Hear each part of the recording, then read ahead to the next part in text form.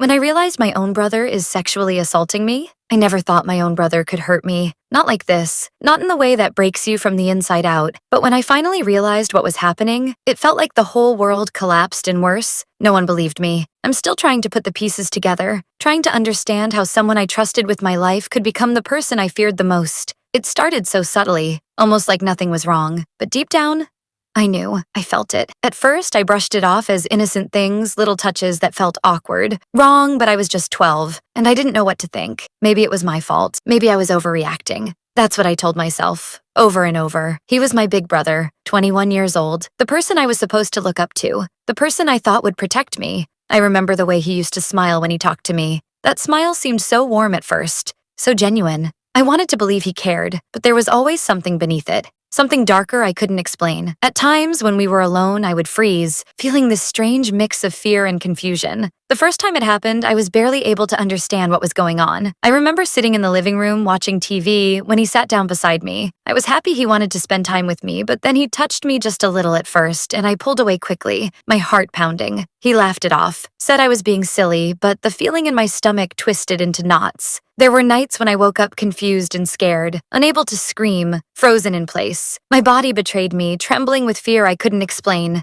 I couldn't tell anyone because I was terrified of what would happen. I thought maybe if I stayed quiet, it would stop, but it didn't. I tried to avoid him, stayed locked in my room, but there was no escaping. Sometimes he would pretend nothing happened, acting normal like it was all in my head. That made me question my own sanity. Was I imagining it? Was I just a bad kid who wanted attention? It got worse over time. The trust I had in my brother shattered piece by piece. Every glance, every word between us carried this unspoken tension I couldn't escape. He was there, but he wasn't the brother I once knew. The man who was supposed to be my protector became my tormentor. One day, I finally found the courage to tell my parents. I told them everything, every horrifying detail. I thought they'd protect me, that they'd believe me, but they didn't. They said I was lying, that I was trying to tear the family apart, that I was confused or jealous. They told me to stop making things up and that if I kept lying, I'd be punished. No one wanted to hear me. No one cared. That silence crushed me. The one place I thought was safe, my home felt like a prison. I became a ghost in my own life, hiding behind smiles and pretending everything was okay.